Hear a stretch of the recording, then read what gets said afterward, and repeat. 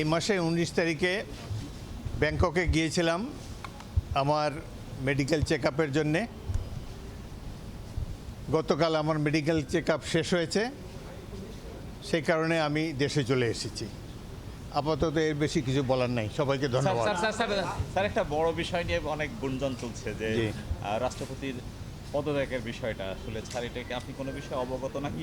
আর আরেকটু সঙ্গে যেটা জানতে চাই, যদি উনি করে থাকেন সেই ক্ষেত্রে প্রসেসটা কি? আমি দেশের বাইরে ছিলাম, সুতরাং এখানে কে পদত্যাগ করলো কী করলো আমার কিছুই জানা নেই। এখন হয়তো জানতে পাবো, মানে উনি জানি না। মানে স্যার, কি যদি রাষ্ট্রপতি যদি পদত্যাগ করেন তাহলে স্পিকারের কাছে পদত্যাগ করবেন এবং আগামী 90 দিনের মধ্যে জাতীয় সংসদ একজন নূতন প্রেসিডেন্ট নির্বাচিত করবেন। এই হলো সংবিধানের পজিশন। ধন্যবাদ।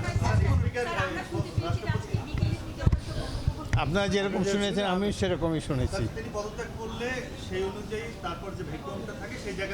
এটা তো অনুমান নির্ভর প্রশ্ন, সুতরাং উনি কি করবেন না করবেন আমি জানি না। রাষ্ট্রপতি দেশের প্রথম ব্যক্তি। আসার কথা ছিল 26 তারিখে। স্যার, আপনার ফেরার কথা ছিল 26 তারিখে, কিন্তু আপনি দুদিন আগে। জি, আমার একটু ব্যক্তিগত কাজ আছে। কালকে আমার মেডিকেল চেকআপ যেহেতু শেষ হয়েছে সেই জন্যই আমি এসেছি। রাষ্ট্রপতি পদত্যাগ করলে তো পরবর্তী দায়িত্ব আপনার উপরই পড়বে সংবিধান অনুযায়ী।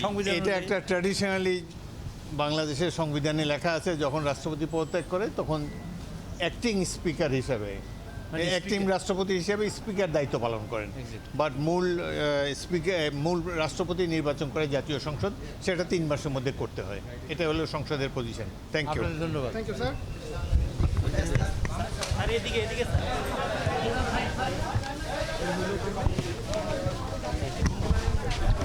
গান মাছরাঙ্গা কই?